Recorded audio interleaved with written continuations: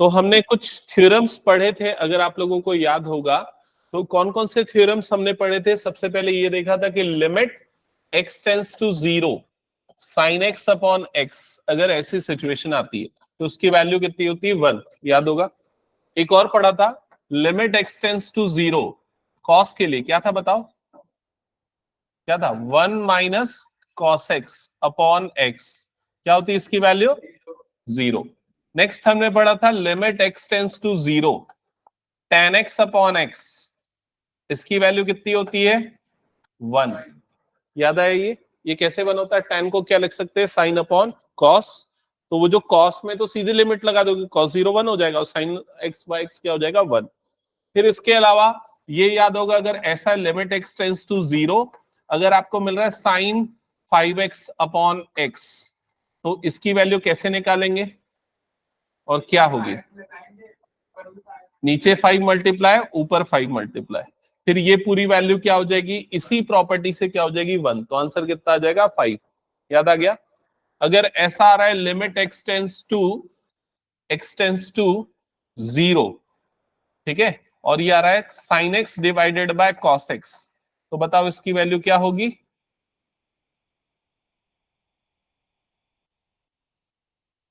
बताओ क्या होगी इसकी वैल्यू, इसकी वैल्यू होगी 0, क्योंकि रूल नंबर 1 नहीं भूलना है, डायरेक्ट वैल्यू पुट करके भी देखना है आपको। तो डायरेक्ट वैल्यू पुट करूंगा तो ऊपर क्या हो जाएगा sin 0, नीचे क्या हो जाएगा cos 0। sin 0 कितना होता है 0, cos 0 कितना होता है 1, 0.1 कितना आ जाएगा 0। तो डिनोमिनेटर 0 नहीं होना चाहिए, ये कंडीशन ध्यान में रखनी है, ठीक है। अगर ऐसा आ जाता है limit x tends to 0 sin square 3x upon x, तो बताओ इसकी वैल्यू कैसे निकाली जाएगी, अपॉन x स्क्वायर, सॉरी, तो बताओ, हाँ होल स्क्वायर लेंगे, ठीक है, इसको हम ऐसा लिख देंगे sin 3x अपॉन x का होल स्क्वायर, ऐसा लिख सकते हैं। अब क्या करेंगे, नहीं भाई यहां पर जो एंगल में वही चीज यहां पर भी आनी चाहिए, तो यहां पर 3 से मल्टीप्लाई करूंगा, तो 3 का स्क्वायर मल्टीप्लाई हो रहा है एक तरीके से, तो बाहर में क्या मल्टीप्लाई करने के पड़ेगा मुझे 9, याद आया। फिर ये पूरे की वैल्यू कितनी हो जाएगी 1, तो 1 इंटू 9 मतलब आंसर कितना आ जाएगा 9, याद आ रहा है ये सब चीज। अब चलो लास्ट क्वेश्चन पूछ रहा हूं, इसका आंसर बताना। Limit x tends to 0 sin 5x upon sin 3x, value क्या होगी बताओ इसकी, 5 अपॉन 3, कैसे निकलेगी वैल्यू, ऊपर और नीचे पहले किससे डिवाइड कर देंगे x से, फिर नीचे 5 उधर 5, समझ गए ना। तो ये सब चीजें पहले रिवाइज करके आनी है तुम लोगों को हमेशा, नहीं तो फिर क्या होगा वापस हम मुझे वही चीज बतानी पड़ेगी, ठीक है। चलो अभी टेस्ट हो जाएगा कितना रिवाइज करके आओ, बताओ इसको कैसे सॉल्व करेंगे, कैसे उमाश बताओ कैसे सॉल्व करेंगे।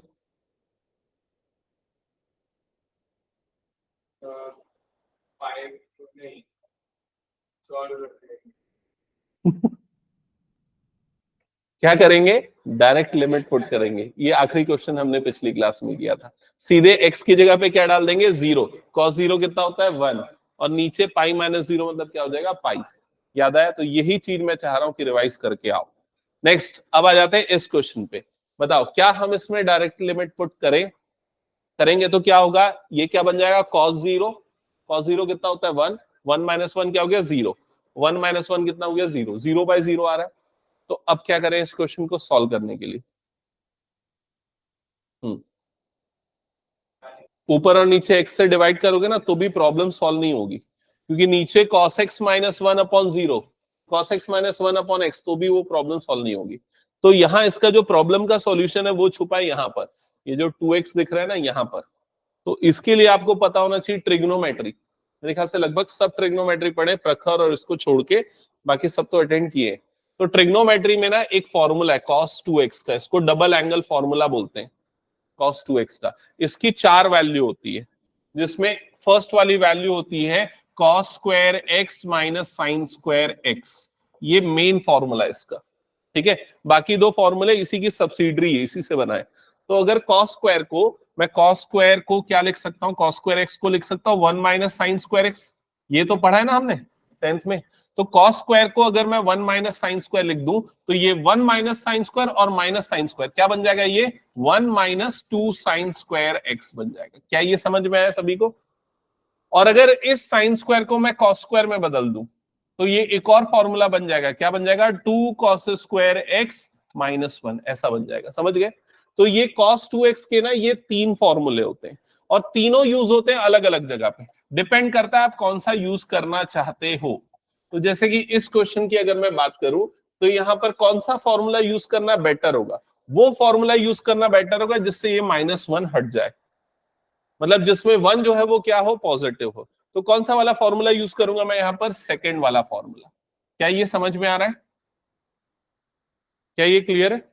तो अगर मैं ये वाला फॉर्मूला इस जगह पे यूज करता हूं तो ये क्या बन जाएगा, limit x tends to 0 cos 2x की जगह पे आ जाएगा 1 माइनस 2 साइन स्क्वायर x, ये cos 2x की जगह पे आ गया। आखिरी में -1 डिवाइडेड बाय क्या आ गया, cos x माइनस 1। लिख लो ये चीज और ये फॉर्मूले भी नोट डाउन कर लो, ये वाले फॉर्मूले।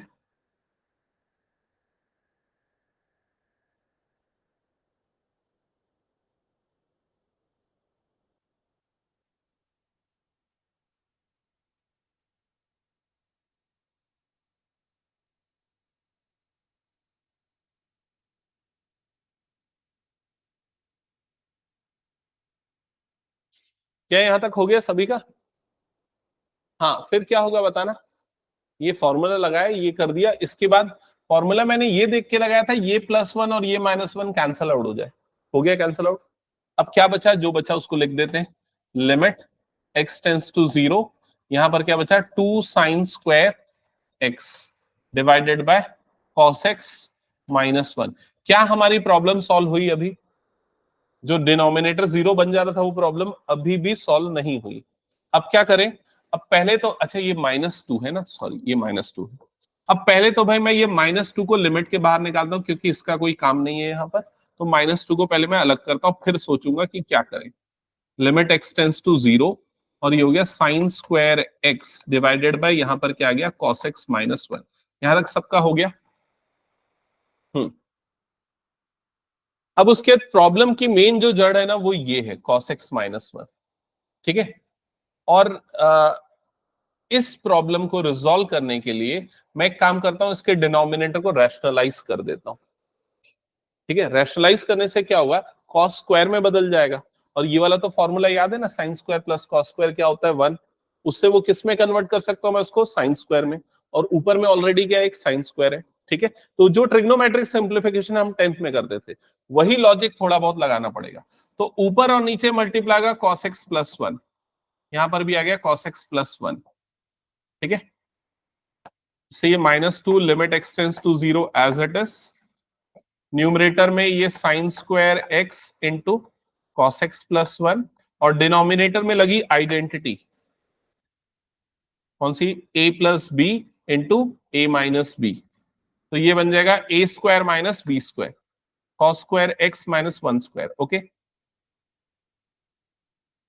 यहां तक क्लियर सबको? हाँ, अब फिर से मैं वो 10th वाली आइडेंटिटी पे आता हूं। आपको ये पता है sine square x plus cos square x is equals to कितना होता है, 1, है ना। तो अगर मैं कॉस स्क्वायर को इधर भेजूं तो sine square x is equal to कितना हो जाएगा, 1 माइनस कॉस स्क्वायर एक्स। क्या ये क्लियर है? तो मुझे अगर साइन स्क्वायर में बदलना है तो 1 पहले आना चाहिए, कॉस स्क्वायर बाद में आना चाहिए, मतलब साइन इंटरचेंज हो जाना चाहिए। तो एक काम करते हैं, ये जो माइनस है इसको उठा के यहां पर भेज देते हैं इधर पे। जब ये माइनस इधर जाएगा तो ये वाला टर्म नेगेटिव बन जाएगा और ये वाला टर्म क्या बन जाएगा, पॉजिटिव। तो ये बाहर पे 2 limit x tends to 0 as it is रहा, और ये sine square x as it is रहा, ये हो गया cos x प्लस 1, और ये जो माइनस अंदर गया तो उसके कारण ये प्लस बन गया, तो ये बना 1 और ये माइनस हो गया, 1 माइनस कॉस स्क्वायर एक्स। क्या यहां तक क्लियर हो गया सबको? ठीक है। अब उसके बाद ये वाली जो आइडेंटिटी मैं डिस्कस कर रहा था 10th वाली आइडेंटिटी, उससे ये बन जाएगा साइन स्क्वायर। तो ये 2 लिमिट x टेंस टू 0, यहां पर ये हो गया sign square x into cos x plus 1 divided by denominator में भी हो गया साइन स्क्वायर एक्स। यहां तक क्लियर? अब साइन स्क्वायर और साइन स्क्वायर वाली टर्म कैंसल आउट हो जाएगी, तो जो डिनोमिनेटर वाली टर्म प्रॉब्लम क्रिएट कर रही थी वो हट गई। अब सीधे सीधे आप लिमिट लगा सकते हो, समझ गए? तो सीधे जब मैं यहां पर लिमिट लगाऊंगा तो 2 और यहां पर ये हो जाएगा cos 0 प्लस 1, तो cos 0 की वैल्यू होती है 1, तो 2 1 प्लस 1, 1 प्लस 1 हो जाएगा 2, 2 2 सा क्या आ जाएगा 4, इसका करेक्ट आंसर आ जाएगा 4। ओके,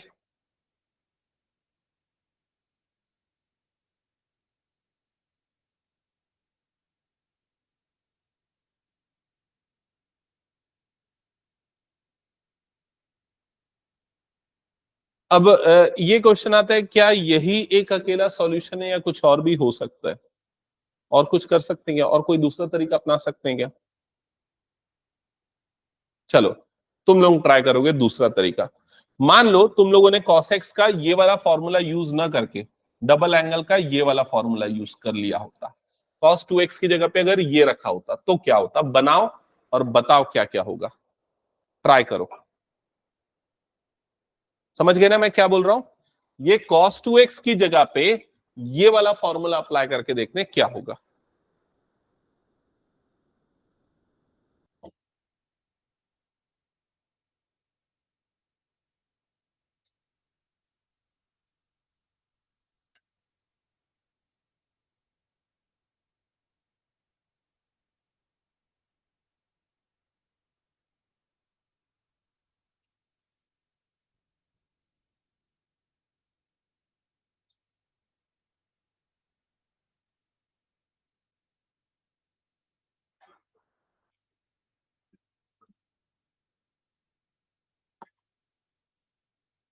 चेक करो, पहले तो ये पुट कर दिया होगा ना, ठीक है।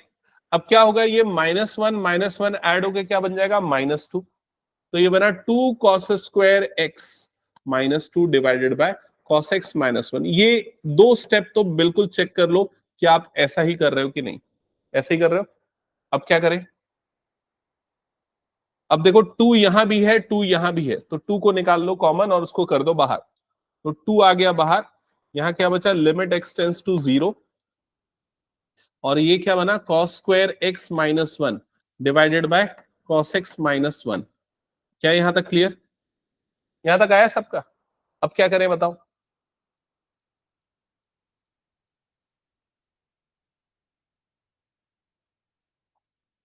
कौन सी? गुड। तो इस वन को भी हम क्या लिख देंगे? 1 स्क्वायर, और यहां आइडेंटिटी लग जाएगी cos x plus 1 into cos x minus 1 divided by क्या हो जाएगा? ये cos x माइनस 1। ओके, अब क्या होगा? cos x minus 1 cos x minus 1 cut जाएगा, और यहां पर क्या बचा है? 2 लिमिट x टेंस टू 0। क्या ये क्लियर? अब लिमिट लगा दो, तो cos 0 की वैल्यू कितनी होती है? 1, 1 प्लस 1 कितना हो गया? 2, 2 2 से कितना हो गया? 4। ये ज्यादा आसान हो गया, समझ गए ना? तो मैं ये बताना चाह रहा था कि बहुत सारे तरीके हो सकते हैं, अब आपके ऊपर डिपेंड करता है कौन से तरीके से आप जाओगे।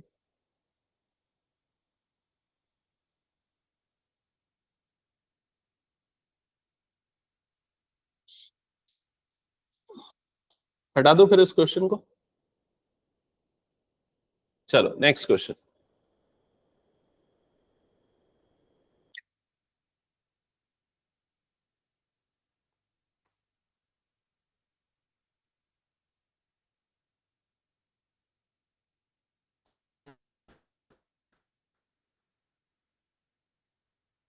क्या हम इसमें सीधे लिमिट लगा सकते हैं? नहीं लगा सकते, तो क्या करें? क्या करें? कुछ और तरीका? कोई ट्रिग्नोमेट्रिक सिंप्लीफिकेशन भी नहीं दिख रहा। यहाँ cos x है, sin x है, तो डबल एंगल फॉर्मूले का भी सवाल नहीं है। अब हमने जो फॉर्मूले या आइडेंटिटी पढ़ी है वो कौन सी है? sin x बाय x वाली है, याद है ना? ये वाला सबसे फेमस, सबसे ज्यादा यूज होने वाला यही है। Limit x tends to 0 sin x upon x, इसकी वैल्यू क्या होती है? 1। सबसे ज्यादा ये यूज होता है, ठीक है। तो इसे अगर मैं लगाना चाहूं तो कैसे लगा सकता हूं? नीचे में साइन है, तो नीचे में साइन एक्स के अपॉन में क्या होना चाहिए था? एक्स होना चाहिए था, तभी ये फॉर्मूला मैं लगा सकता हूं। तो एक काम करते हैं, ले आते हैं एक्स ऊपर और नीचे किससे डिवाइड कर देते हैं? एक्स से। तो क्या बन जाएगा? ये हो जाएगा लिमिट एक्स टेंस टू 0, ऊपर वाली term a x upon x plus x cos x upon x, मतलब न्यूमरेटर को मैंने एक्स से डिवाइड किया। सिमिलर वे में डिनोमिनेटर को भी एक्स से डिवाइड कर देंगे, तो ये कुछ ऐसा एक्सप्रेशन बन जाएगा। चेक करो यहां तक क्लियर, फर्स्ट स्टेप, ठीक है। अब न्यूमरेटर में क्या क्या होगा, तो ये प्लस एक्स, ये एक्स एक्स कटा, इधर एक्स और एक्स कट गया, ठीक है। तो limit x tends to zero, यहां पर क्या बचा, a plus cos x upon b sine x upon x. क्या है यहां तक क्लियर? अब लिमिट को ऊपर और नीचे डिस्ट्रीब्यूट कर दो, ऊपर में लिमिट अलग लगाओ, नीचे में लिमिट अलग लगाओ। तो ऊपर में हो जाएगा limit x tends to zero, ये हो जाएगा a प्लस कॉस एक्स, नीचे में लिमिट अलग लगेगी तो limit x tends to zero, ये हो जाएगा b sine x upon x. यहां तक क्लियर सबको? अब यहां से b वाली टर्म आ जाएगी बाहर क्योंकि वो कांस्टेंट है, तो यहां पर b, नीचे से b बाहर आ गया, और ये साइन एक्स बाय एक्स वाली लिमिट की वैल्यू कितनी हो जाएगी, 1। इसमें कोई डाउट नहीं ना? न्यूमरेटर में क्या होगा बोलो जल्दी, a है, तो इसमें लिमिट का कोई फर्क नहीं पड़ेगा, तो a ही रहेगा, कांस्टेंट है ना। और यहां पर क्या हो जाएगा, plus cos zero, cos zero की वैल्यू कितनी होती है, 1। तो आंसर कितना आ जाएगा, a प्लस 1 अपॉन बी। समझ में आया? एक बार चेक कर लो।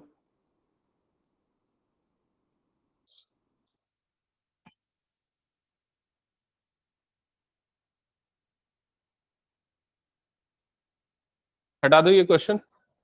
हम्म,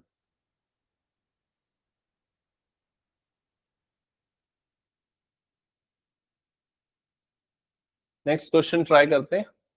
चलो नेक्स्ट क्वेश्चन देखो जल्दी।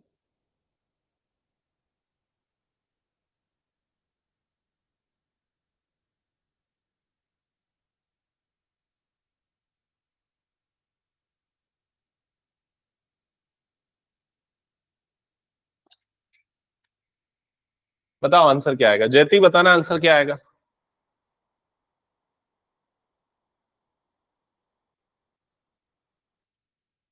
हाँ जयती बताओ जल्दी आंसर क्या आएगा इसका। और कोई बता रहा है? हम्म,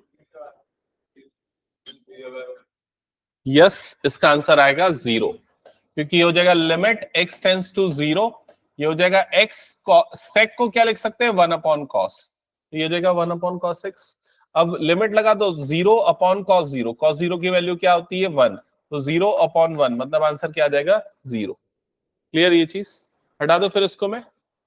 ओके, नेक्स्ट क्वेश्चन पे आगे बढ़ते हैं। Next question number 20। ये क्वेश्चन ट्राई करो, हिंट मैं दे देता हूं, दू क्या हिंट कि बना लोगे? सोचो पहले क्या होना चाहिए हिंट।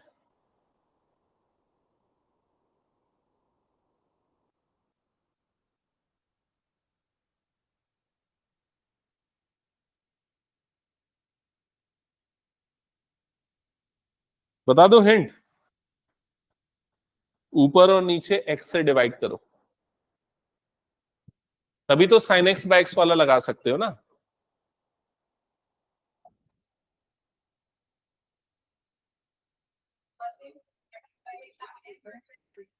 ऑनलाइन है ना? ऑनलाइन चल रहा है क्या?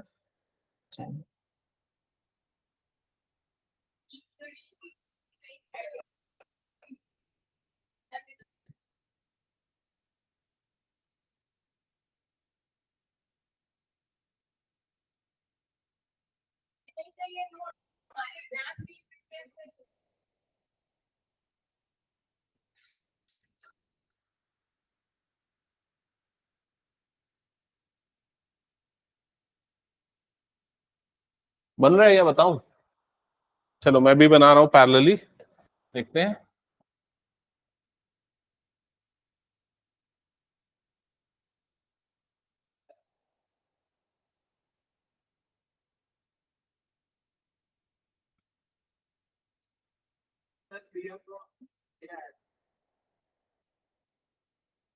गलत लग रहा है मुझे तो।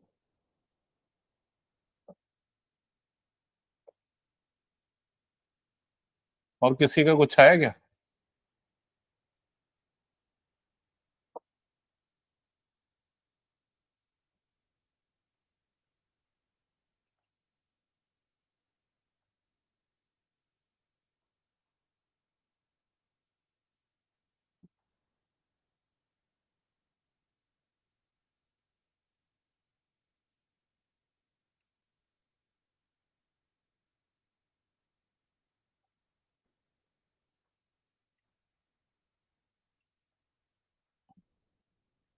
एक बार चेक करो ऐसा कुछ आया कि नहीं आया।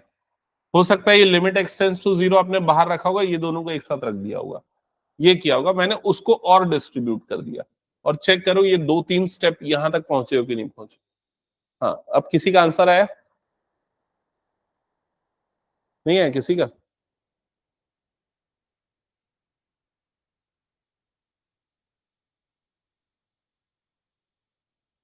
बताओ इसके बाद।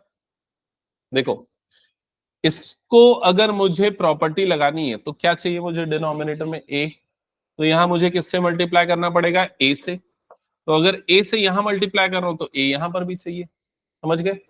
तो ये वाला जो पूरा टर्म है, ये पूरा टर्म कितना बन जाएगा, 1। क्या ये क्लियर हो गया? और इसमें कोई फर्क नहीं पड़ेगा, ये पूरा टर्म लिमिट लगाने से कितना बन जाएगा, बी। तो न्यूमरेटर में क्या बनेगा, ए प्लस बी। न्यूमरेटर आएगा ए प्लस बी। अब बताओ डिनोमिनेटर क्या बनेगा, ये कितना बनेगा, ए, और इस पे लिमिट लगाने के लिए मुझे यहां पर क्या चाहिए, बी। तो यहां पर भी क्या आ जाएगा, बी। तो ये पूरी वैल्यू कितनी हो जाएगी, 1। तो ये भी कितना बन गया, ए प्लस बी। ए प्लस बी, ए प्लस बी कटा और आंसर कितना आ जाएगा, 1। क्या ये समझ में आया? हाँ पूछो जयती, क्या डाउट है? सर लास्ट स्टेप समझ नहीं आया। देखो, यहां पर क्या है ना, साइन ए एक्स अपॉन एक्स था, तो मुझे अगर वो लिमिट लगानी है तो जो एंगल में वही नीचे चाहिए, तो इसलिए मैंने ए नीचे मल्टीप्लाई किया, तो ए ऊपर भी करना पड़ेगा। अब वो लिमिट की प्रॉपर्टी से ये पूरा टर्म बन जाएगा 1, तो 1 × a मतलब ये आ गया a। यहां पर ये b कांस्टेंट है तो लिमिट का फर्क नहीं पड़ेगा, b का टर्म b ही रहेगा। यहां पर भी कोई फर्क नहीं पड़ेगा, a रहेगा। यहां पर sine b x upon x था, तो जो एंगल में वही नीचे चाहिए, तो इसलिए b मैंने इधर मल्टीप्लाई किया, इधर भी।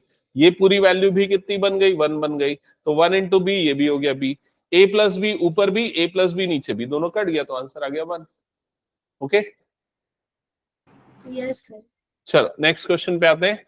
बताओ करेक्ट आंसर।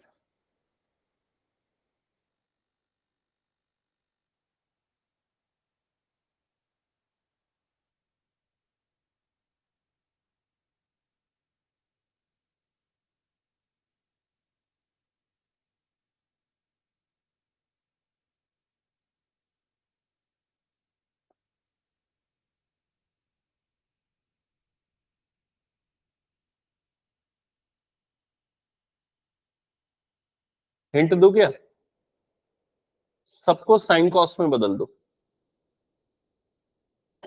बदल लिया? तो limit x tends to zero, cosec को क्या लिखेंगे, 1/sin x। कॉट एक्स को क्या लिखेंगे,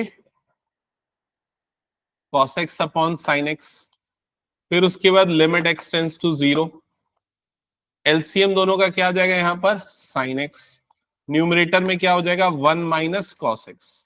यहां तक आया क्या सबका, एक बार कंफर्म करना। अब जो भी प्रॉपर्टी है वो लगाने के लिए sin x के अपॉन में क्या चाहिए मुझे, x। तो क्या करेंगे बताओ, नहीं समझ में आ रहा है? हमारे पास यही प्रॉपर्टी है ना, limit x tends to zero, sine x upon x, ये वाला इज इक्वल टू कितना होता है, 1। ये प्रॉपर्टी है। अगर मुझे ये लगाना है तो इसके अपॉन में क्या चाहिए मुझे, x। तो क्या करूंगा, न्यूमरेटर और डिनोमिनेटर दोनों को किससे डिवाइड कर दूंगा, x से। तो क्या बन जाएगा, ये limit x tends to zero, numerator हो जाएगा 1 - cos x divided by x, और डिनोमिनेटर क्या हो जाएगा, sin x अपॉन x। क्या ये स्टेप क्लियर सबको? अब ये जो लिमिट है ये ऊपर और नीचे दोनों तरफ डिस्ट्रीब्यूट कर देते हैं। तो ऊपर जाएगा तो क्या हो जाएगा, limit x tends to zero, 1 - cos x upon x। नीचे हो जाएगा limit x tends to zero, ये हो जाएगा sin x अपॉन x। तो ये दोनों तो डायरेक्ट प्रॉपर्टी होती है। ऊपर वाले की डायरेक्ट प्रॉपर्टी से वैल्यू कितनी होती है, 0। नीचे वाले की डायरेक्ट प्रॉपर्टी से वैल्यू कितनी होती है, 1। तो 0/1 मतलब कितना आ जाएगा, 0। खत्म। समझ गए ये?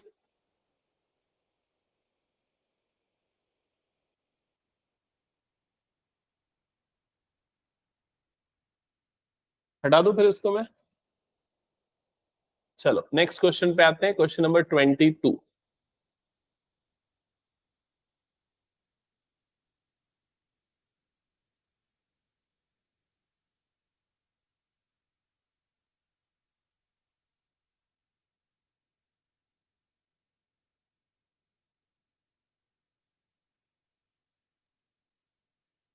ये मुश्किल है थोड़ा सा, मुझे बताना पड़ेगा,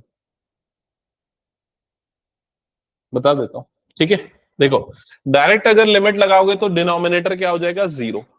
ठीक है, तो ऐसे क्वेश्चन में ना हम लिमिट को चेंज करते हैं। तुम लोगों को याद होगा पहले भी कुछ क्वेश्चंस में हमने वेरिएबल बदले थे, तो यहां पर भी वेरिएबल को बदलना पड़ेगा।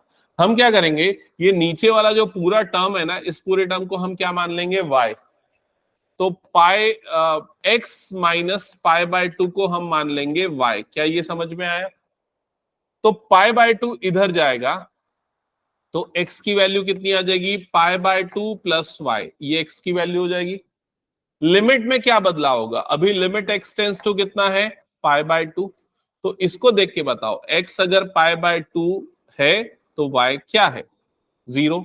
तो x टेंस टू 0 किससे रिप्लेस हो जाएगा? y टेंस टू 0 से। समझ गए ना ये चीज? अब ये सारी चीजें जब मैं बदलूंगा तो बताओ क्या बनेगा? क्या लिखूं? लिमिट, नीचे क्या लिखूं? y tense to 0। डिनोमिनेटर में पहले बता दो क्या लिखूं? पाई x माइनस पाई बाय 2 की जगह पे सीधे सीधे क्या लिखा है हमने? y। तो डिनोमिनेटर में क्या आ जाएगा? y। न्यूमरेटर में कितना होगा? tan 2। और x को भी बदलना है तो x की जगह क्या लिखे? तो देखो, इसलिए मैंने x की वैल्यू निकाली है, पाई बाय 2 प्लस वाई। तो कितना आ जाएगा? Pi by 2 plus y. क्या ये समझ में आया सभी को? ओके, अब इसके बाद नेक्स्ट स्टेप ध्यान से समझना, ये हो जाएगा लिमिट y टेंस टू 0। अब ये 2 जो है एंगल वाला, इसको अंदर भेज देता हूं। तो जब अंदर जाएगा तो कितना बन जाएगा? ये 2 इंटू पाई बाय 2 मतलब कितना बन जाएगा? ये पाई। और 2 इंटू वाई मतलब कितना बन जाएगा? ये 2y। डिवाइडेड बाय नीचे क्या बना? ये y। क्या ये समझ में आया? अब जो ट्रिग्नोमेट्री नहीं पढ़ा है ना, उसको आगे का स्टेप समझ में नहीं आएगा। ठीक है, तो फिर भी अगर कुछ सुनना है तो सुन लेना, बाकी बच्चों को तो समझ में आ जाएगा। तो इधर देख लो पहले, बाकी जो पढ़े वो भी इसकी वैल्यू हालांकि सही बना पाएंगे कि नहीं मुझे डाउट है। ठीक है, तो ये बताओ, टेन पाई प्लस थीटा क्या होता है? टेन पाई प्लस थीटा क्या होता है? टेन पाई प्लस थीटा क्या होता है, ये मेरा क्वेश्चन है। तो आंसर क्या होगा? Tan theta. किसने बताया? टेन थीटा, हाँ करेक्ट। कैसे याद आया? पाई कहां पर बनता है? पाई यहां पर। ठीक है, तो ये pi plus theta, plus theta मतलब कौन सा क्वाड्रेंट आ गया? Third quadrant. थर्ड क्वाड्रेंट में क्या होता है? टेन पॉजिटिव, चेंज भी नहीं होता। याद है, ऐड शुगर टू कॉफी। तो इस पूरी वैल्यू को हम क्या लिख सकते हैं? टेन 2y डिवाइडेड बाय नीचे में क्या आ जाएगा यहां पर? y। और ये हो जाएगा लिमिट y टेंस टू 0। ये स्टेप क्लियर? ठीक है, ओके। अब लास्ट चीज, 10 की प्रॉपर्टी जो हमने पढ़ी है, वो 10 की प्रॉपर्टी क्या है? Limit x tends to 0, tan x upon x की वैल्यू कितनी होती है? 1। याद आया ये? तो बताओ इसको क्या करें? क्या ये प्रॉपर्टी अभी मैं डायरेक्ट लगा सकता हूं? नहीं। क्यों नहीं लगा सकता? क्योंकि ऊपर में एंगल में क्या है? 2y, और नीचे में एंगल में सिर्फ क्या है? y। तो जो एंगल में है वही डिनोमिनेटर में भी चाहिए। तो क्या करूंगा? 2 इधर मल्टीप्लाई कर दूंगा, 2 इधर मल्टीप्लाई कर दूंगा। अब ये पूरी वैल्यू जो है इस प्रॉपर्टी से क्या बन जाएगी? 1। तो इसका फाइनल आंसर कितना आ जाएगा? 2। क्या ये क्लियर? ठीक है, हटा दू, हो गया तो कर लो सॉल्व।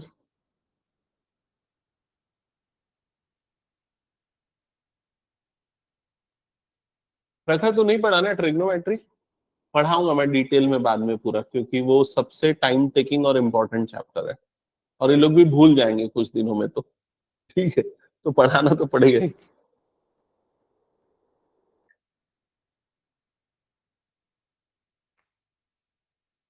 हटा दूं ना?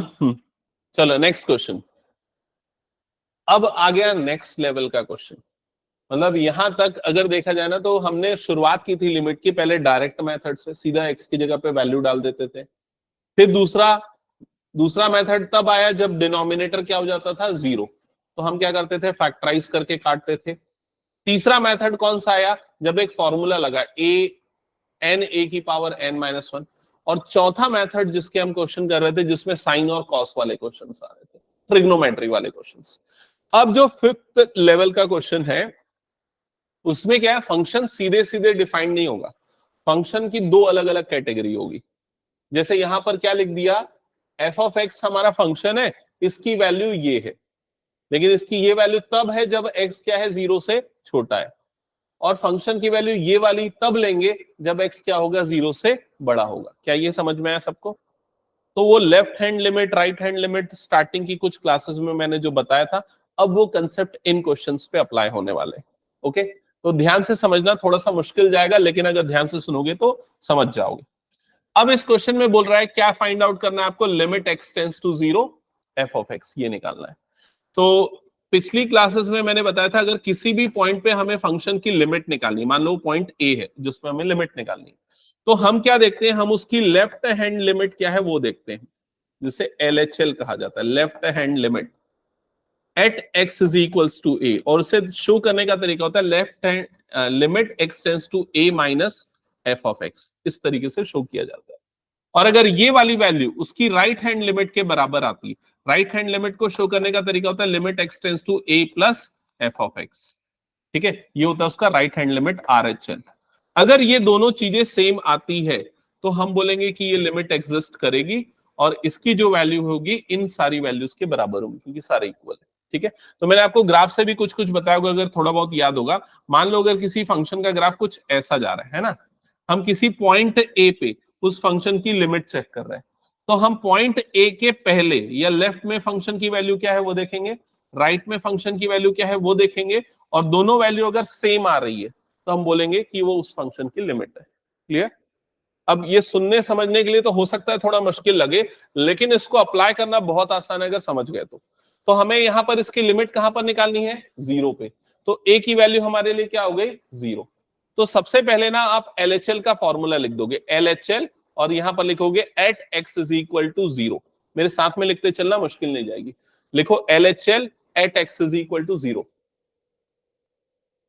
LHL का फुल फॉर्म होता है left hand limit at x is equal to zero. Okay, अब इसे लिखने के लिए हम ऐसा लिखेंगे, limit x tends to zero, और जीरो के ऊपर में इधर साइड पे माइनस लगा देंगे, जीरो और ये आ गया माइनस, मतलब जीरो के लेफ्ट में, ये बताने का मतलब है। और यहां पर आ जाएगा F of x. F of x मतलब जो फंक्शन है, जिस फंक्शन की लिमिट हम निकाल रहे हैं। ओके, यहां तक हो गया। अब सबसे इंपॉर्टेंट पार्ट इस सॉल्यूशन का आता है इस जगह पे, देखना। यहां पर आपको यह देखना है कि x जीरो से छोटा है, जीरो माइनस मतलब जीरो से छोटा। ठीक है, तो x जीरो से छोटा इन दोनों से किस में है बताओ, ऊपर वाले में है। x जीरो से छोटा ऊपर वाले में है, तो फंक्शन की वैल्यू हम कौन सी लेंगे, ऊपर वाली। तो हम f ऑफ x की जगह पे क्या रख देंगे, 2x प्लस 3 रख देंगे। समझ में है ना, इसकी जगह पे हम ऊपर वाले फंक्शन की वैल्यू रख देंगे। और ये जो लिमिट लिखे थे हमने x tends to zero minus, तो ऊपर का उसका माइनस वाला जो साइन है वो हट जाएगा, उसका काम खत्म हो गया। वो यही बताता है कि फंक्शन की कौन सी वैल्यू हमें लेना है। समझ गए ना ये चीज? फिर सीधे सीधे जो लिमिट लगाने का तरीका है वो लगा दो। तो सीधे कैसे लिमिट लगाते हैं, x की जगह पे क्या डाल दो, जीरो, डायरेक्ट मेथड। तो क्या हो जाएगा ये 2 इंटू जीरो प्लस 3, तो ये हमारा कितना आ गया, 3। तो हमारा जो लेफ्ट हैंड लिमिट है at x is equal to zero, वो कितना आ गया, 3 आ गया। क्या ये समझ में आया सभी को? ओके, राइट हैंड लिमिट लगाने के लिए, निकालने के लिए भी वही तरीका लगाना है। क्या क्या बदलेगा, तो सबसे पहले यहां पर हम LHL की जगह पे लिखेंगे RHL at x is equal to zero. फॉर्मूले में क्या हो जाएगा, यहां पर limit x tends to zero, और ऊपर में लग जाएगा प्लस। ठीक है, और यहां पर आ जाएगा एफ ऑफ एक्स। क्या ये क्लियर हो गया सबको? अब क्वेश्चन आता है कि एफ ऑफ एक्स की वैल्यू क्या रखी जाए। एफ ऑफ एक्स की वैल्यू वो रखेंगे जब एक्स जीरो से आगे बढ़ चुका है, जीरो प्लस है, तो जीरो प्लस है, जीरो से आगे बढ़ चुका है मतलब ये वाला, तो फंक्शन की वैल्यू ये वाली पुट होगी, तो क्या हो जाएगा यहाँ पर three under bracket x plus one. Okay, और लिमिट एक्स टेंस टू, अब वो ऊपर वाला प्लस वाला साइन हट गया, उसका काम खत्म हो चुका है। ठीक है, वो सिर्फ ये इंडिकेट करता है फंक्शन की कौन सी वैल्यू रखना है। अब यहां सीधे सीधे लिमिट लगा दो, तो लिमिट लगाओगे 3 × 0 + 1, मतलब ये कितना आ गया 3। तो आपका जो आर एच एल है, राइट हैंड लिमिट है at x is equal to 0, वो भी कितना आ रहा है 3 आ रहा है। ओके, अब यहां पर मैंने क्या बताया, अगर एल एच एल और आर एच एल सेम आता है तो जो सेम नंबर हमें मिला है वही उस फंक्शन की क्या कहलाएगी, लिमिट कहलाएगी। तो हम यहां पर ये लिखेंगे फाइनली, ये लिख देना L H L at x is equal to 0 is equal to R H L at x is equals to 0। Therefore limit x tends to 0 f of x is equals to 3। इसलिए इस function की लिमिट हो जाएगी 3। That's it. समझ में आ गया सबको?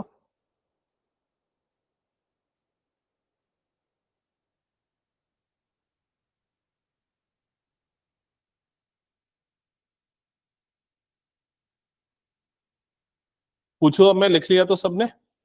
हाँ, अब मेरा क्वेश्चन ये है, मान लो यहां पर ये 3 आता और ये 4 आता, तो आप क्या लिखते? ये 3 आता left hand limit, right hand limit 4 आता, तो आप क्या लिखते?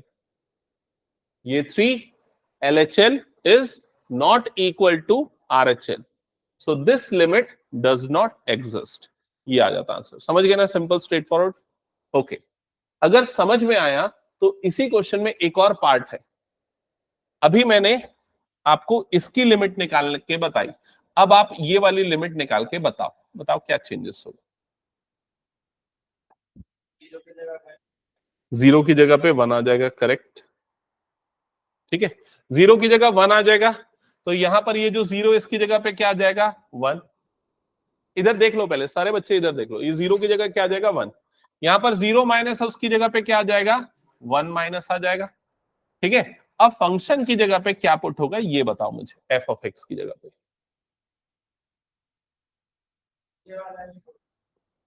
ओके, बाकी बच्चे इधर पे ध्यान देना, यहीं पर बस गड़बड़ी होगी। यहां पर क्या लिखा है मैंने, limit x tends to 1 minus, इसका मतलब एक्स जो है वो 1 से छोटा है, लेकिन बहुत छोटा नहीं है, 1 से थोड़ा सा ही छोटा है। 1 से थोड़ी सी छोटी वैल्यू क्या होगी 0.9, तो x की वैल्यू क्या है 0.9, तो x 0.9 भी है तब भी तो वो जीरो से बड़ा है ना, तो फंक्शन की हम कौन सी वैल्यू पुट करेंगे, ऊपर वाली। तो ऊपर वाली वैल्यू मतलब एफ ऑफ एक्स की जगह पे आपके पास क्या आ जाएगा यहाँ पर 3 × x + 1 आएगा। क्या ये समझ में आया? और ये जो माइनस है उसका काम खत्म हो गया, अभी ये लिमिट एक्स टेंस टू क्या हो गया 1। अब x की जगह पे 1 डालोगे तो ये कितना हो जाएगा, ये तो हट गया, ये फंक्शन ही नहीं, 3 × 1 + 1 मतलब ये कितना आ जाएगा 6। क्या ये क्लियर हुआ? फिर जब यहां पर आप 1 प्लस लोगे तो 1 प्लस लेने पे भी फंक्शन की यही वाली वैल्यू पुट होगी। समझ गए कि नहीं ये चीज? तो फिर से वही वाली वैल्यू आ जाएगी, आरएचएल भी कितना आ जाएगा 6। क्या ये लॉजिक क्लियर? तो कभी भी ऐसा आता है ना 1 माइनस मतलब 0.9 मान लो और चेक कर लो 0.9 जीरो से बड़ा होता है ना, यस, तो फिर वो वैल्यू पुट कर देना। ओके, तो इसको लिख लोगे ना, छोड़ दूं क्या इसको मैं, इसको कंप्लीट कर लेना, बट सॉल्यूशन कैसा होगा ये चीज मैंने यहां पर बता दी है, इसको फाइनली देख के यहां पर कंप्लीट कर लेना। ये भी 6 आएगा, एलएचएल और मैं सेव कर दूंगा पीडीएफ और भेज दूंगा, तो एलएचएल आरएचएल दोनों सेम आएगा। तो यहां पर इसका जो लिमिट होगा, limit x tends to 1, f of x की जो वैल्यू होगी वो आ जाएगी 6। ये होगा आपका करेक्ट आंसर सेकेंड पार्ट का। ओके, हटा दो इसको मैं। चलो नेक्स्ट क्वेश्चन, अब इसको खुद से ट्राई करके बनाओ।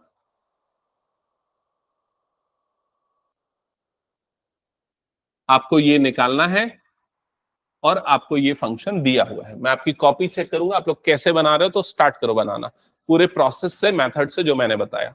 सबसे पहले क्या लिखते हैं,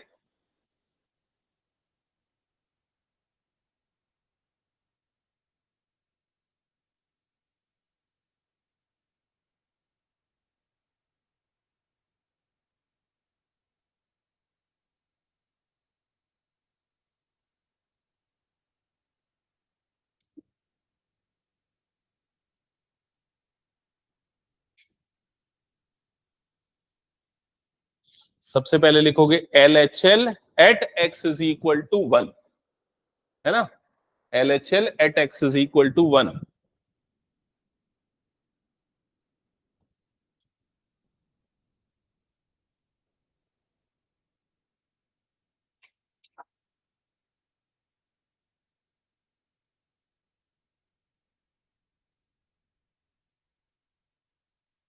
LHL at x is equals to 1, और ये लिखने के बाद अब यहां लिखोगे limit x tends to 1 minus f of x। तो बताओ ये वाला स्टेप सबने किया है ना, ठीक है।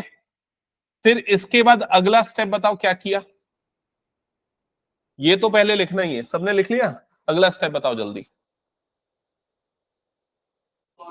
f ऑफ x की जगह पे कौन सा फंक्शन, बताओ कौन सा फंक्शन, ऊपर वाला फंक्शन, ये वाला फंक्शन। तो इसकी जगह पे आप लोगों ने लिख दिया एक्स स्क्वायर माइनस 1। पहला तो ये चेंज होगा, और दूसरा लिमिट एक्स टेंस टू ये 1 बन जाएगा, जो ऊपर का माइनस है उसका काम खत्म।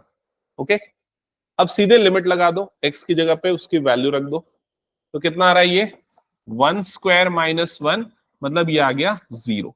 तो आपका LHL at x is equals to 1 ये आ चुका है 0, लेफ्ट हैंड लिमिट आपकी आ चुकी है 0। ओके, यहां तक क्लियर सबको। नेक्स्ट क्या निकालना है, RHL। तो इसके लिए फिर वही pattern, RHL at x is equals to 1। तो इसको लिखेंगे limit x tends to 1 plus f of x। अब लिमिट x टेंस टू 1 बन जाएगा। अब बताओ फंक्शन की वैल्यू कौन सी पुट करोगे, नीचे वाली। तो यहां पर आ जाएगा minus x square minus 1। Okay, एक चीज ध्यान देना, ये माइनस स्क्वायर के बाहर है, सिर्फ x के ऊपर स्क्वायर लगा हुआ है। तो जब आप यहां पर लिमिट लगा रहे हो तो माइनस अलग होगा, सिर्फ 1 की स्क्वायरिंग होगी, और ये क्या है -1। ठीक है, तो 1 का स्क्वायर 1 होता है 1, और ये क्या बना -1, मतलब ये कितना आ गया -2। क्या ये क्लियर। तो उसका RHL at x is equal to 1 ये आ रहा है -2। तो क्लियरली आपको दिख रहा है कि LHL at x is equal to 1 is not equal to RHL at x is equals to 1। दोनों चीजें इक्वल नहीं है। Therefore, limit x tends to 1 f of x does not exist, does not exist। तो ये limit exist करेगी ही नहीं। That's it, ये होगा आपका फाइनल आंसर। तो मेरे ख्याल से इतने क्वेश्चन तक सफिशिएंट है कि आप समझ चुके हैं, अब आप खुद से आंसर निकाल सकते हैं। ठीक है, तो नेक्स्ट ट्राई करो जिनका हो गया ये।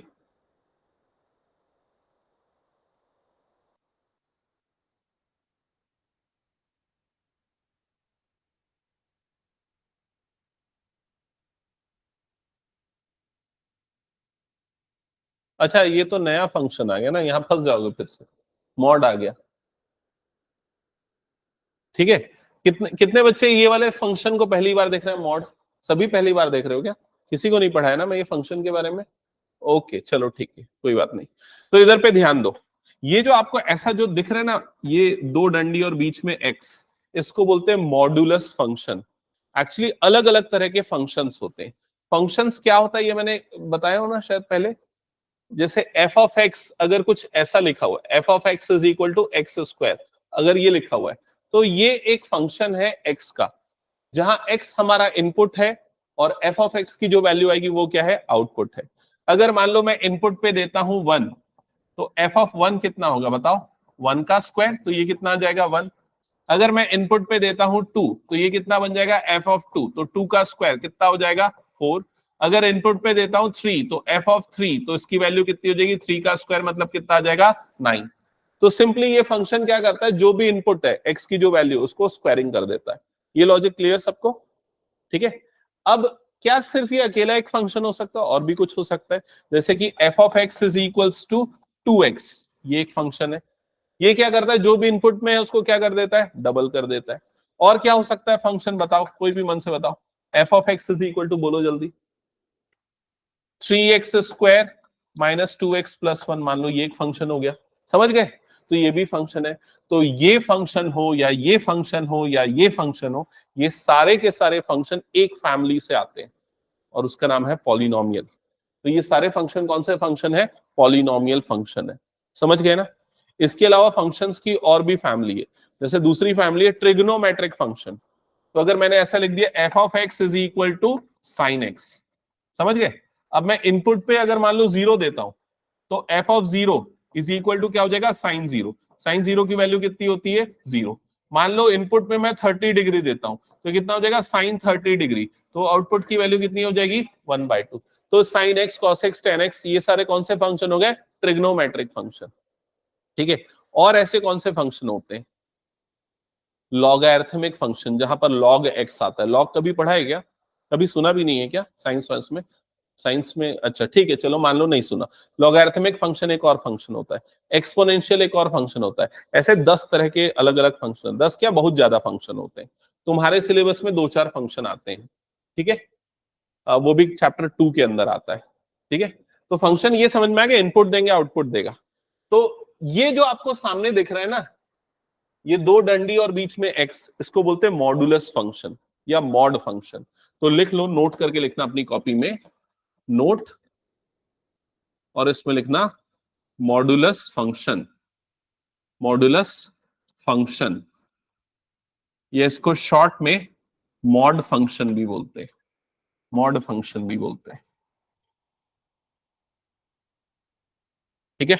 और ये जो 2 डंडी बनी हुई है ना, इसे मॉड फिर एक्स बोला जाता है। इसे रीड किया जाता है ऐसे, मॉड एक्स, ऐसे रीड किया जाता है, ठीक है? तो f of x is equal to mod x, ये हमारा फंक्शन है, मॉडुलस फंक्शन। अब जैसे हमने देखा फंक्शन कुछ ना कुछ काम करता है, कुछ इनपुट दोगे तो आउटपुट देगा, ठीक है? तो मैं इसके इनपुट आउटपुट कॉम्बिनेशन को बताता हूं, तुम लोग समझना। मान लो मैं इसमें इनपुट 1 दूंगा ना, तो ये क्या करेगा? मॉड 1 करेगा और इसके आउटपुट में भी 1 दे देगा। मान लो मैं इनपुट में 2 दूंगा ना, तो ये मॉड 2 लिखेगा और उसका आउटपुट में भी 2 दे देगा। मान लो मैं इनपुट में -3 देता हूं ना, तो ये मॉड -3 करेगा और उसका आउटपुट में क्या दे देगा? 3 दे देगा। मान लो मैं इनपुट में देता हूं -0.5, तो ये क्या करेगा? मॉड -0.5 और आउटपुट में दे देगा 0.5। ये काम करता है। तो क्या काम करता है, एग्जांपल से समझ में आएगा? क्या करता है? जो भी इनपुट है उसको देखता है, वो पॉजिटिव है तो ठीक है, पॉजिटिव बनाता है, और नेगेटिव है तो भी उसको क्या बना देता है? पॉजिटिव। मतलब सीधे सीधे जो भी इनपुट है उस नंबर को क्या बना देता है? वो पॉजिटिव बना देता है। ये समझ में आ गया मॉडुलस फंक्शन का काम। लेकिन ये इतना आसान नहीं है। मॉडुलस फंक्शन ये काम कैसे करता है? तो वो करने के लिए ना, मॉडुलस फंक्शन ये देखता है कि एक्स कैसा है, पॉजिटिव है कि नेगेटिव है। पॉजिटिव है मतलब एक्स 0 से बड़ा है या 0 के बराबर है, मतलब मैं पॉजिटिव मान लूंगा। नेगेटिव मतलब एक्स क्या होगा? 0 से छोटा होगा। समझ गए ना?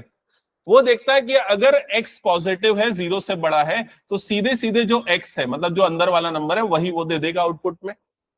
और वो देखा गया कि अगर x नेगेटिव है, मान लो 0 से छोटा है, तो वो क्या करेगा? अंदर वाले नंबर को माइनस से मल्टीप्लाई करके दे देगा। मतलब क्या कर देगा? उसको -x कर देगा। समझ गए ना? जैसे यहां पर ये x जो है 0 से छोटा था, -3, तो -3 में माइनस मल्टीप्लाई किया, जिसके कारण वो क्या बन गया? प्लस बन गया। क्या ये समझ में आया? तो मॉड एक्स वाले फंक्शन का ये होता है ब्रेकअप। एक तो x होता है उसका वैल्यू, दूसरा क्या होता है? -x। और ये इस कंडीशन में, समझ गए ना ये चीज? तो ये जल्दी से नोट डाउन कर लो ये वाली चीज।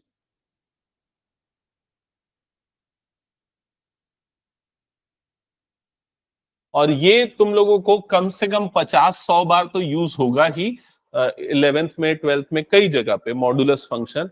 और इसके क्वेश्चन पक्का पूछे जाते हैं मॉडुलस फंक्शन के। 11th में तो कम, लेकिन 12th के लगभग हर एक्सरसाइज में, चैप्टर में मॉडुलस फंक्शन आ ही जाता है। ठीक है, समझ गए ये?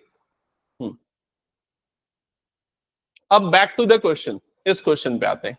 तो इस क्वेश्चन में क्या लिखा हुआ है? फंक्शन है f of x is equals to, यहां पर लिखा है मॉड एक्स अपॉन एक्स। और ये mod x upon x function की वैल्यू कब है? देखो इधर ध्यान देना, फंक्शन की एक वैल्यू ये है, और ये वाली वैल्यू कब है? कब है? जब x 0 के बराबर नहीं है। और इस फंक्शन की वैल्यू 0 है। कब 0 है इस फंक्शन की वैल्यू? जब x 0 के बराबर है। क्या ये समझ में आ गया सबको? तो हमें ये समझ में आ गया कि ये वाली वैल्यू लेनी जब x 0 के बराबर नहीं है, जब 0 के बराबर है तो ये वैल्यू।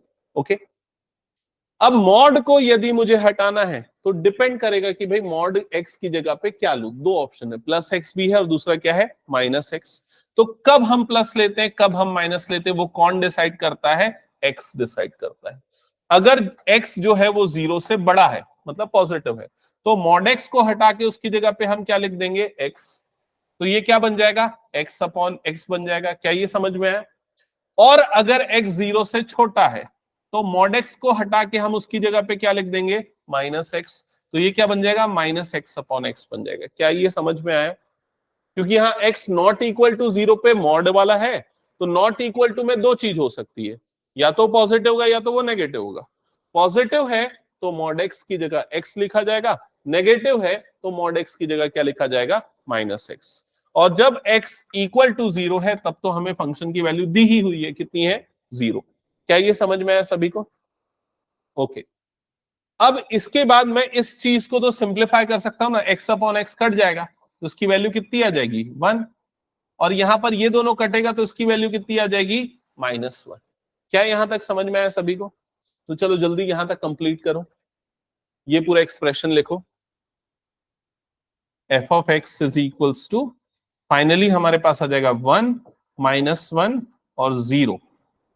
फंक्शन की वैल्यू 1 तब लेंगे जब x ग्रेटर देन 0 हो, -1 तब लेंगे जब x लेस देन 0 हो, और 0 लेंगे जब x इक्वल्स टू 0 हो। ओके,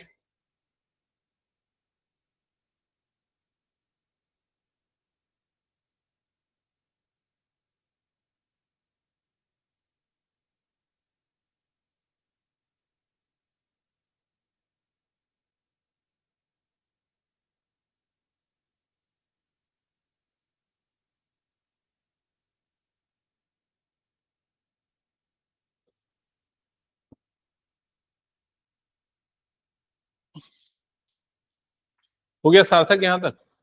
अब बता आगे क्या करना है।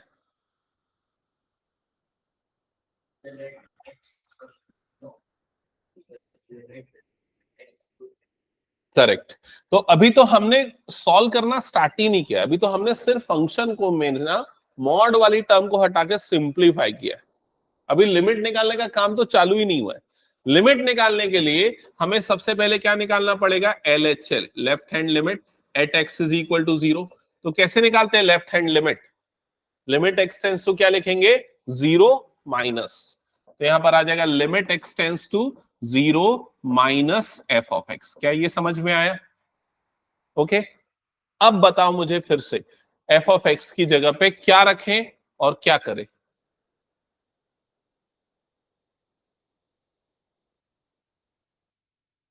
क्या रखें, बाकी सबको क्लियर हो रहा है कि नहीं? यहां पर देखो क्या लिखा हुआ है, यहां लिखा है x जो है 0 माइनस मतलब 0 से छोटा है, तो x 0 से छोटा यहां पर है, तो फंक्शन की जगह पे क्या रखेंगे हम, -1। तो यह आ जाएगा लिमिट x टेंस टू 0, और इधर पे इसकी जगह पे आ जाएगा -1। अब लिमिट लगाओगे तो भी ये क्या रहेगा, -1 ही रहेगा, उसमें कोई फर्क नहीं पड़ना, x तो है नहीं। तो इसका LHL क्या आ गया, LHL at x is equal to 0 आ गया -1। क्या आ गया इसका लेफ्ट हैंड लिमिट, समझ गए? अब ऐसे ही राइट हैंड लिमिट निकाल के बताओ। RHL at x is equal to 0, तो ये हो जाएगा limit x tends to 0 plus f of x. तो जब x 0 से बड़ा है, तो x 0 से बड़ा कब है, तो ये वाली कंडीशन में फर्स्ट वाली, तो उस समय फंक्शन की वैल्यू कितनी आ जाएगी, 1। अब लिमिट लगाओगे x की जगह 0 डालोगे तो x तो है ही नहीं, तो ये कितना आ गया, 1। तो बताओ अब क्या होगा फाइनल आंसर? हाँ, LHL ये आया, RHL ये आया। आपको पूछा है limit x tends to 0 f of x की वैल्यू बताओ, इवेल्युएट करो। तो आप क्या लिखोगे, does not exist, limit does not exist. क्या ये क्लियर सभी को?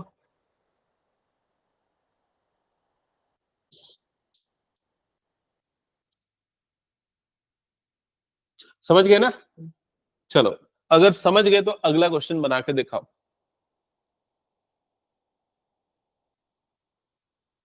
ये लास्ट क्वेश्चन, ये बना दिए तो छुट्टी फिर।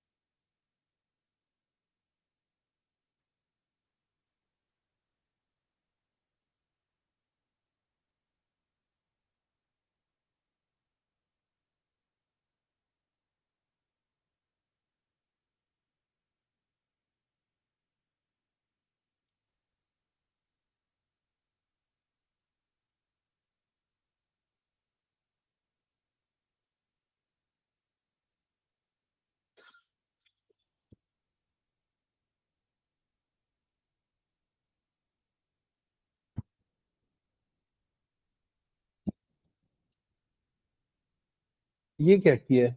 Z क्या लिखा है? 2 लिखा है? नहीं, वो नंबर नहीं लिखना है। ये x अपॉन x आ जाएगा, ये x अपॉन माइनस x आएगा। जैसे पिछले क्वेश्चन में मैंने क्या किया था, पिछले क्वेश्चन में मैंने कहीं नंबर लिखा था क्या, देख, एक बार मॉड x को हटाया तो प्लस x लिखा, एक बार मॉड x को हटाया तो माइनस x लिखा। अच्छा, अभी क्लियर ना लॉजिक?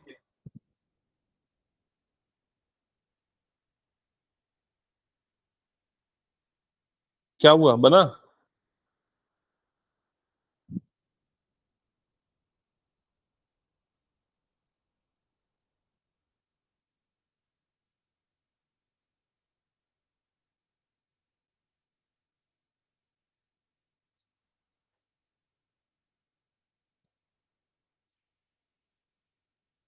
तो पहले तो फंक्शन को अभी दो हिस्सों में टूटा हुआ है, उसको तीन अलग अलग हिस्सों में तोड़ोगे।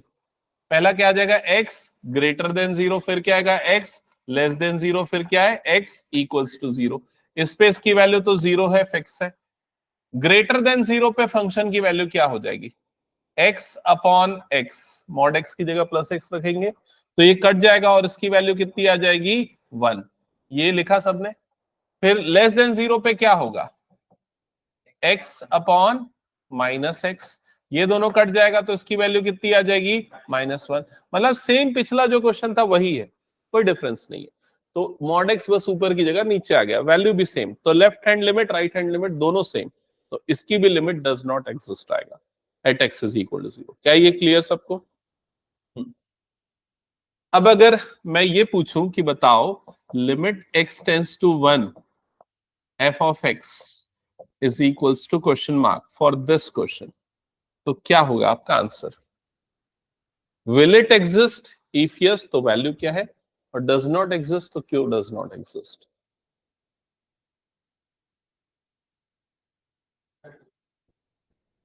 Limit x tends to 1 f of x, कैसे निकालना है लिमिट? कभी भी हमें निकालना है तो LHL और RHL। तो LHL किस पे निकालेंगे, 1 पे।